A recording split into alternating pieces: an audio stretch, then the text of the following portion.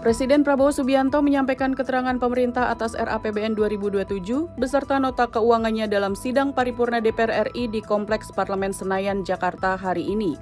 Di hadapan pimpinan dan anggota DPR RI, Prabowo menyebut perekonomian Indonesia tetap tumbuh kuat. Pertumbuhan ekonomi semester pertama 2026 disebut menjadi yang tertinggi dalam 13 tahun terakhir. Hingga akhir Juli 2026, pendapatan negara tumbuh 21,3%. Sementara belanja negara tumbuh 18,2%. Meski belanja meningkat, defisit APBN hingga Juli 2026 disebut tetap terjaga di level 0,91% terhadap PDB. Capaian tersebut menjadi salah satu pijakan pemerintah dalam menyusun RAPBN 2027. Dirancang ekspansif, namun tetap terarah dan terukur, dengan semangat mendorong pertumbuhan ekonomi lebih tinggi dan kesejahteraan lebih cepat.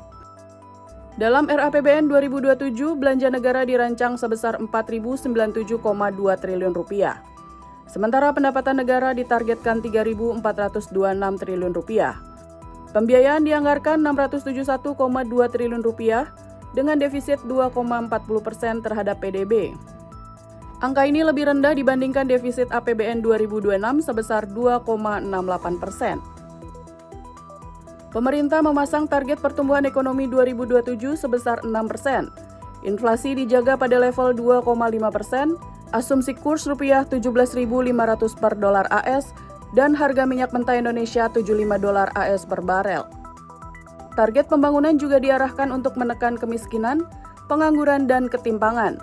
Untuk mencapai target tersebut, pemerintah menetapkan 8 program kerja prioritas nasional, meliputi kedaulatan pangan, kemandirian energi dan air, pendidikan, kesehatan, hilirisasi dan industrialisasi, infrastruktur dan perumahan, penguatan ekonomi kerakyatan serta pembangunan desa dan penurunan kemiskinan. Prabowo juga mengumumkan sejumlah langkah besar yang akan dijalankan pemerintah. Di sektor kesehatan, pemerintah akan merenovasi 10.000 puskesmas dan 514 laboratorium kesehatan masyarakat. Di bidang pendidikan, pemerintah menargetkan seluruh sekolah dapat direnovasi paling lambat 2029.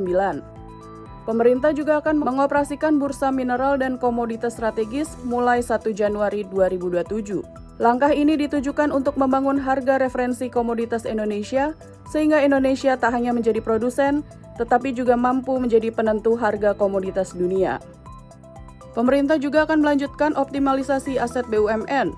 Selain itu, Danantara Development Management Fund atau DDMF akan diarahkan untuk membiayai proyek strategis jangka panjang, termasuk mobil nasional, motor nasional, hingga Giant Seawall Pantai Utara Jawa.